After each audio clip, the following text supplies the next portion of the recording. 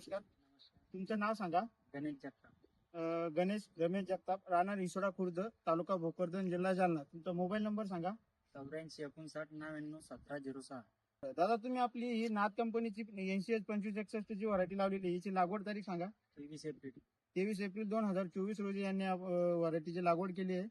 आणि आता आपण आजची जी तारीख आहे, आज आहे 18 जुलै 2024. आतापर्यंत किती तोडे झालेत आपले कम्प्लीट?